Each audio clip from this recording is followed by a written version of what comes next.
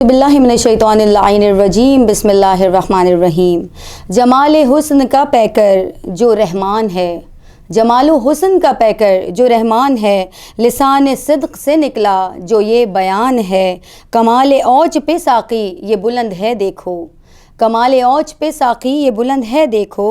उफ़क़ पे फैला हुआ राज जो दरख्शां है, कर दिया तारुफ़ बुलंद करके हाथों पर नबी ने, कर दिया तारुफ़ बुलंद करके हाथों पर नबी ने। अरे सुन लो ज़माने वालों यही कुल्ले ईमान रमज़ान है, यही कुल्ले ईमान रमज़ान है, कुल्ले ईमान रमज़ान। अस्सलामु अलैकुम वरहमतुल्लाहि वबरकातुहू। मैं हूँ इस्लामिक स्कॉलर सैयदा मूना काज़मी और हम अपने तमाम KSTV के नाज़रीन के लिए लेकर आए हैं पहली ट्रांसमिशन रमज़ान की। और हम उस रोज़े में दाखिल हो चुके हैं कि जिसके लिए खुतबा शाबानिया में रसूल खुदा मोहम्मद मुस्तफ़ा सल्लल्लाहु अलैहि वसल्लम ने फ़रमाया कि सांस लेना इबादत है और सोना भी इबादत है, और सांस लेना तस्बीह करार पा रहा है इस महीने में, जिस महीने में हम दाखिल हो चुके हैं। हमारा जो उन्वान है वो खुतबा शाबानिया है और अपने नाज़रीन के सामने एक इल्मी गुफ्तगू पेश करने के लिए हमारे साथ आज जो गेस्ट हमारी मौजूद हैं वो फ़ख्र मिल्लत जाफ़रिया, फ़ख्र ज़ाकिरीन, फ़ख्र कराची, हम सब की हर दिल अज़ीज़ ख़ानम सरवत अस्करी साहिबा। अस्सलामु अलैकुम। वालेकुम अस्सलाम। आपको हम KSTV की जानिब से और अपनी इस ट्रांसमिशन की जानिब से खुशामदीद कहते हैं। जज़ाकल्लाह। और आपके तासुरात मैं मालूम करना चाहूँगी KSTV के हवाले से। KSTV ये मुझे लगता है कि आज इसका पहले ही प्रोग्राम है अल्हम्दुलिल्लाह, और ये मेरे लिए बहुत फ़ख्र की बात है कि ये हमसे ही इस प्रोग्राम का आगाज़ हो रहा है, इस चैनल का आगाज़ हो रहा है। तो अल्लाह रब्बुल इज़्ज़त दिन दूनी और रात चौगनी तरक्की अता फ़रमाए, और KSTV के तमाम तर नाज़रीन को माह रमज़ान मुबारक की मुबारकबाद देते हुए और इस दुआ के साथ कि परवरदिगार आलम उनको चैन सुकून के साथ ये बरकतों, रहमतों और मग़फ़िरतों का महीना अता फ़रमाए। इलाही आमीन, इलाही आमीन। और इसी के साथ हम सवाल जवाब के सिलसिले की तरफ हम अपने जाते हैं। और आपको मैं शुरू में ही आपसे ये सवाल करना चाहती हूँ कि हम इस वक्त 1445 हिजरी में जो है वो दाखिल हो चुके हैं और 2024 में हम दाखिल हो चुके हैं और इब्तिदा हो चुकी है इस साल की भी। और अब ये पहला रोज़ा हमारा जो जिसमें हम दाखिल हुए हुए हैं और ये हम अब आगे चल के इफ्तार करेंगे इसका। तो ये जो महीना है इसकी फ़जीलत जो नबी अल्लाह सल्लल्लाहु अलैहि वसल्लम ने बताई है और जिसके बारे में हमें मालूमात होनी चाहिए कि हमें किस तरीक़े से इस महीने को लेकर चलना है, क्योंकि आज पहला रमज़ान है और पहली रमज़ान में ही हमें पता होना चाहिए कि हम किस तरीक़े से चलेंगे, क्योंकि रमज़ान तमाम महीनों में बेहतरीन महीना और कुल्ले ईमान रमज़ान हमारे इस प्रोग्राम का नाम है, क्योंकि ये कुल्ले ईमान है ये जो महीना है और इसी में हम आगे की तैयारी कर रहे हैं। तो आप अपनी इल्मी गुफ्तगू के ज़रिए KSTV के नाज़रीन को बताइए कि किस तरीके से हमें आगे के महीने को लेकर चलना है। बिस्मिल्लाहिर्रहमानिर्रहीम। परवरदिगार आलम से यही दुआ है कि रब्बुल आलमीन KSTV को दिन दूनी रात चौगुनी तरक्की अता फ़रमाए। और ये मेरे लिए भी बहुत ज़्यादा खुश आइन बात है और फ़ख्र की बात है कि मैं इसकी इब्तिदाई ट्रांसमिशन में मौजूद हूँ। और माह रमज़ान के मुतालिक क्योंकि आपने बात की, अल्लाह के रसूल सल्लल्लाहु अलैहि वसल्लम ने इरशाद फरमाया कि माह रजब अल्लाह का महीना है, माह शाबान अल्लाह के रसूल यानी मेरा महीना है, और माह रमज़ान उम्मत का महीना है यानी हमारा महीना है। तो जो भी माह रजब में किसी फसल का बीज बोता है, माह शाबान में उसकी आबियारी करता है, सुभान अल्लाह, माह रमज़ान में वो उसकी फसल काटने के वास्ते तैयार हो जाए। तो अगर वो रूहानियत का और तज़किया नफ्स का बीज है तो उससे अच्छी और कौन सी बात हो सकती है। और अपने आंसुओं के साथ आबियारी करे शाबान के महीने में, तो उसके बाद रमज़ान का महीना उसके लिए बहुत आसान है। वो रमज़ान का महीना की जिसकी हर जानिब धूम है कि ये रहमत परवरदिगार आलम, मग़फ़िरत परवरदिगार आलम लेकर आ रहा है। लेकिन कितने ऐसे अफराद हैं जो कि उस रहमत परवरदिगार से, मग़फ़िरत परवरदिगार से मस हो सकते हैं, इसलिए कि अल्लाह की रहमत बरस रही है। वो परवरदिगार आलम मेज़बान है और हम गुनहगार मेहमान हैं। या यूँ कहिए कि दस्तरख़ाने रहमत बिछा हुआ है और बस بات اتنی ہے کہ ہم اس دسترخوان رحمت پر بیٹھ جائیں اور اللہ تعالیٰ کی عطا کردہ نعمتوں سے لطف اندوز ہو سکیں. لیکن میں دیکھتی ہوں کہ ماہ رمضان المبارک میں جس قدر صبر و برداشت کی کمی نظر آتی ہے. میں کہتی ہوں کہ ماہ رمضان المبارک صبر و شکر کا مہینہ ہے. یعنی آپ اللہ کی حلال کردہ چیزوں سے اللہ کے حکم سے اجتناب کرتے ہیں. اللہ کی حلال کردہ چیزیں یعنی کھانا پینا سب کچھ اللہ کی حلال کردہ چیزیں ہیں, لیکن جو اللہ کی حرام کردہ چیزیں ہیں ہم اس سے اجتناب نہیں کرتے.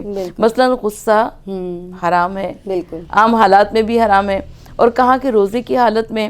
اور میں یہ کہتی ہوں کہ افطار کے وقت پر اگر آپ سڑکوں پر نکل جائیں اور وہاں پر آپ حالات دیکھیے تو آپ کو اندازہ ہو جائے گا کہ کتنی مشکلات صبر و شکر کے نہ ہونے سے ہمیں وہاں پہ روڈوں پہ نظر آتی ہیں.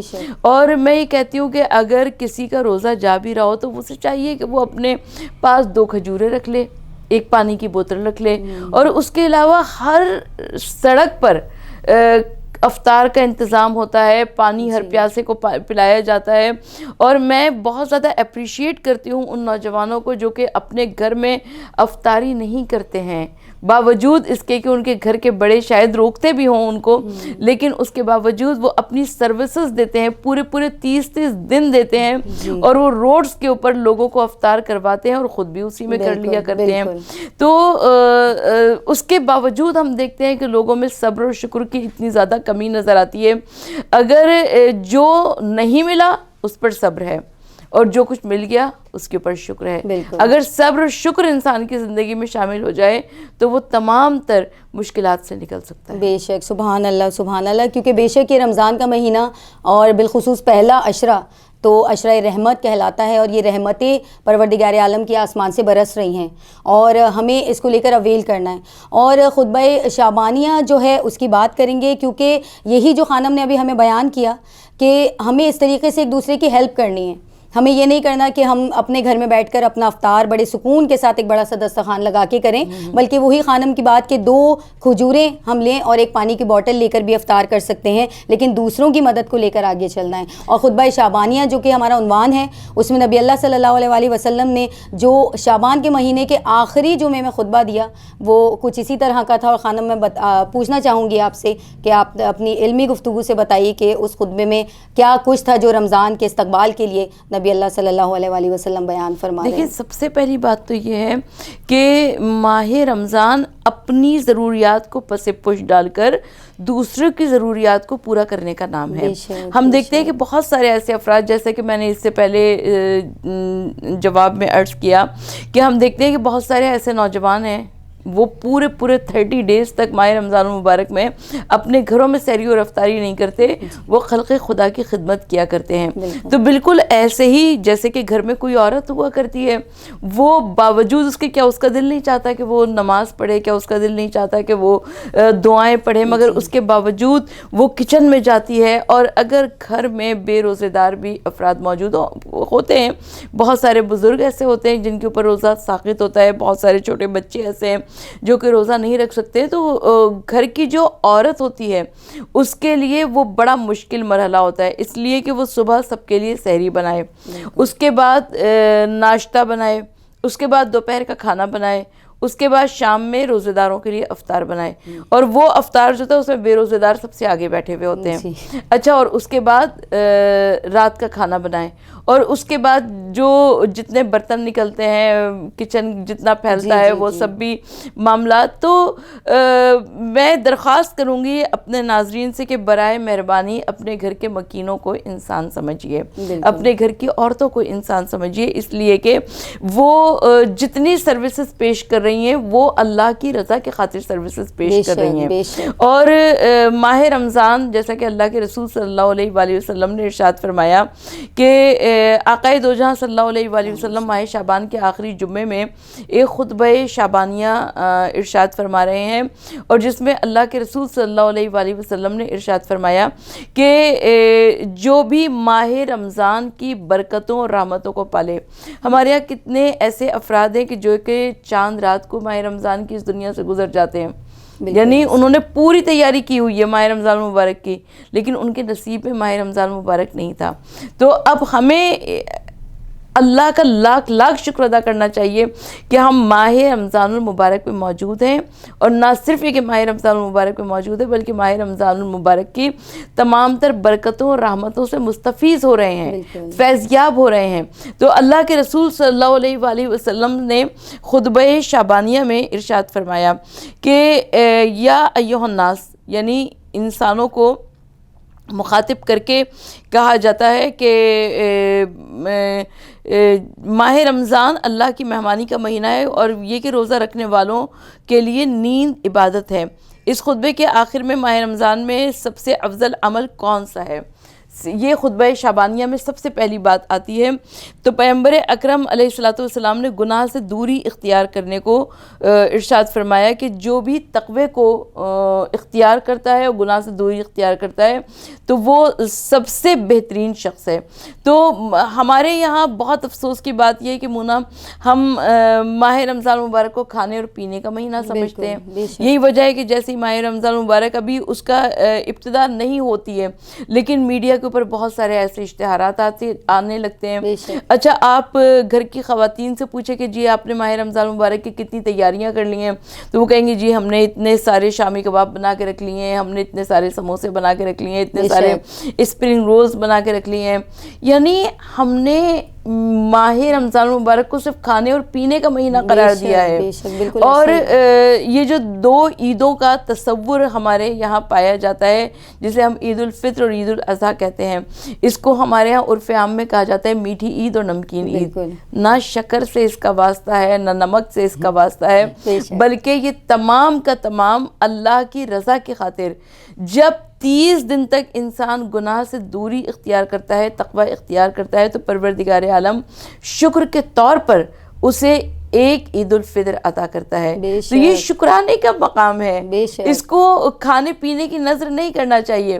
میں اس کے باوجود میں یہ عرض کرنا چاہتی ہوں کہ گھروں میں بچے بھی موجود ہوتے ہیں، وہ روزے بھی رکھتے ہیں، اور روزے داروں کے لیے بہترین طریقے سے، اچھے طریقے سے انتظامات کرنے چاہیے، لیکن زندگی کا مرکز و محور کھانے پینے کو نہیں بنا لینا چاہیے. اس لیے کہ زندگی کا مرکز و محور جو ہے اللہ کی رضا ہے، اور جب ہم تقوی اختیار کرتے ہیں تو پروردگار عالم اس سے راضی ہوتا ہے. بالکل. آپا ثروت عسکری صاحبہ نے KS TV کے پلیٹ فارم سے اتنا بڑا ایک پیغام آپ لوگوں کی نظر کیا ہے کہ خواتین کے لیے بھی یہ مہینہ اسی طریقے سے ہے جیسے باقی لوگوں کے لیے ہے، جو گھر میں کام کرتی ہیں، جو کھانا بنا رہی ہوتی ہیں، گھر والوں کے لیے پوری افطاری تیار کر رہی ہوتی ہیں. یہ وہ مہینہ کہ ایک لمحہ ہمیں عبادت الہی میں بھی بسر کرنا ہے، اور اول وقت نماز، اول وقت عبادت، اور بہت ساری عبادات، تسبیحات اور دعائیں ایسی ہیں کہ اس کو اگر ہم اس مہینے میں پڑھتے ہیں تو پورے سال بھر کی ہماری نعمتوں کا آغاز جو ہے پروردگار عالم اس مہینے میں، اس لیے کہ جیسے کہ خانم نے فرمایا کہ مہمان نوازی کا مہینہ ہے، اور پروردگار عالم جو ہے اپنی مہمان نوازی میں، مہمانی میں ہمیں قبول فرما رہے ہیں. تو جب میزبان ایسا ہوگا تو اس کی عطا کیسی ہوگی.